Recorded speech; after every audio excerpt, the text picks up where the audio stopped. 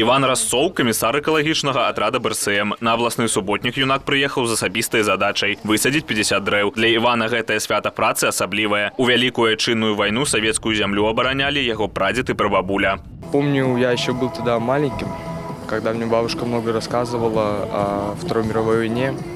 Было очень интересно, когда она рассказывала.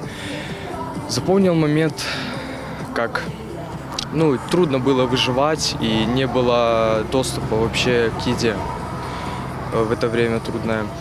Мне рассказывала бабушка, как они собирали в поле картошку гнилую и ели ее, получается. Ну и также ремни резиновые, потому что дефицит был еды вообще. У суботніку на мемарыяльным комплексе ў гонар аперацыі «Багратыён» прынялі ўдзел каля 30 валанцёраў БРСМ. На наступным тыдні сюды прыедуць цэлыя студатрады. Усяго на абласны суботнік выйшлі некалькі тысяч маладых людзей, прадстаўнікоў Беларускага рэспубликанскага союза моладзі.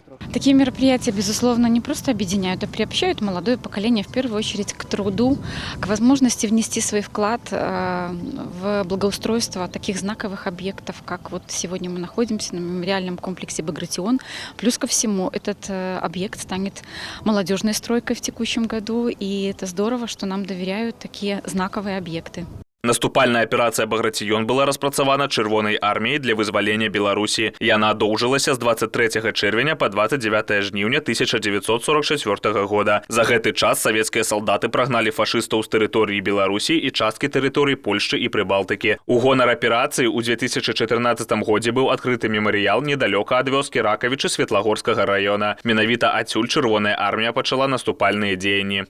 Здесь многие историки, люди приложили руку, сделали знак начала Багратыёна, но мы понимаем, что начали проектировать в прошлом году и в год освобождения Беларуси. Ну а в год Великой Победы, 80-летия Победы, мы решили здесь сделать всенародный мемориал, благоустроить это место, и чтобы оно было знаково для всей страны и для всего постсоветского пространства.